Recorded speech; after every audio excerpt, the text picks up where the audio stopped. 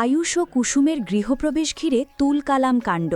ইন্দ্রাণীর জেদ নাকি রাজশেখরের ভালোবাসা, কে জিতবে? ধারাবাহিকে দেখা যায় এক চরম নাটকীয় মুহূর্তের প্রস্তুতি। গাঙ্গুলি পরিবারে আজ সাজো সাজো রব। বাড়ির কর্তা রাজশেখর মৃত্যুর মুখ থেকে ফিরে এসে যেন এক নতুন জীবনের আনন্দে মেতে উঠেছেন। তিনি নিজে দাঁড়িয়ে থেকে গোটা বাড়ি আলো আর ফুলে সাজিয়ে তুলছেন। বাড়ির কাজের লোক থেকে শুরু করে সকলকেই নতুন পোশাক পরার নির্দেশ দিচ্ছেন তিনি। কারণ আজ কোনো সাধারণ দিন নয়, আজ তার বড় ছেলে আয়ুষ আর বড় বৌমা কুসুম নিজেদের অধিকার নিয়ে এই বাড়িতে ফিরছে। কিন্তু এই আনন্দ কি সবাই মেনে নিতে পারবে? অন্যদিকে ইন্দ্রাণীর চোখের দৃষ্টিতে যেন আগুন জ্বলছে। সে তার আভিজাত্যের অহংকার আজ ধুলোয় মিশে যাচ্ছে ভেবে সে ক্ষোভে ফেটে পড়ে।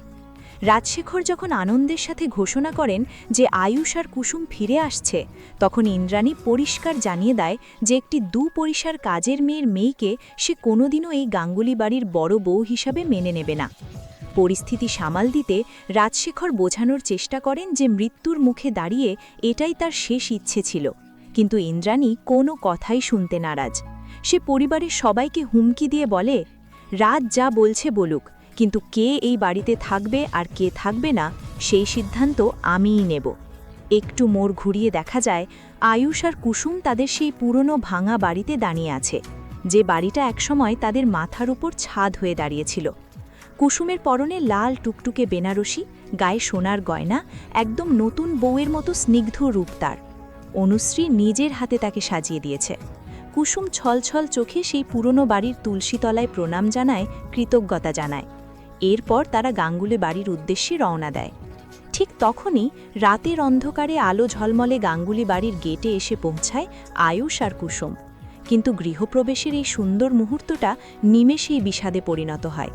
দরজার সামনেই পাহাড়ের মতো পথ আটকে দাঁড়ায় ইন্দ্রাণী। কুসুমের দিকে বিষাক্ত দৃষ্টিতে তাকিয়ে সে সোজা বলে দেয় যে এই মুহূর্তে তোমার স্ত্রীকে নিয়ে এই বাড়ি থেকে বেরিয়ে যাও। যতদিন আমি বেঁচে থাকব এই বাড়িতে তোমাদের কোনো স্থান হবে না। তবে থেমে থাকে না রাজশেখরের ভালোবাসা। তিনি সমস্ত অপমান আর বাধাকে তুচ্ছ করে নিজে হাতে বরণের ডালা নিয়ে এগিয়ে আসেন। বাড়ির গৃহলক্ষ্মীকে তিনি পরম আদরে বরণ করেন, মিষ্টি খাইয়ে দেন। কিন্তু যখনই তিনি কুসুমকে আলতার থালায় পা রেখে বাড়িতে প্রবেশ করতে বলেন, ঠিক তখনই ঘটে যায় আসল বিপত্তি। অপরদিকে ইন্দ্রাণী ক্ষোভে ফেটে পড়ে। সে চিৎকার করে মীনাক্ষীকে উদ্দেশ্য করে বলে, দেখতে পাচ্ছ, একটা কাজের মেয়েকে দাদা বলছে গৃহলক্ষ্মী, তাকে বরণ করে ঘরে তুলছে। ইন্দ্রাণী নিজের জেদ বজায় রেখে আলতার থালার সামনে এসে দাঁড়ায়, যাতে কোনোভাবেই কুসুম বাড়ির ভেতরে পা রাখতে না পারে। কুসুমের চোখের জল তখন বাঁধ মানছে না। সে কেঁদে কেঁদে আয়ুষকে বলে, ছোট সাহেব চলুন, যে বাড়িতে আপনার জায়গা নেই সেখানে আমিও থাকব না। আয়ুষও নিজের স্ত্রীর অপমানে স্থির থাকতে পারে না। সে ইন্দ্রাণীর চোখের দিকে তাকিয়ে দৃঢ় কণ্ঠে বলে দেয় যে সেও এই বাড়িতে থাকবে না।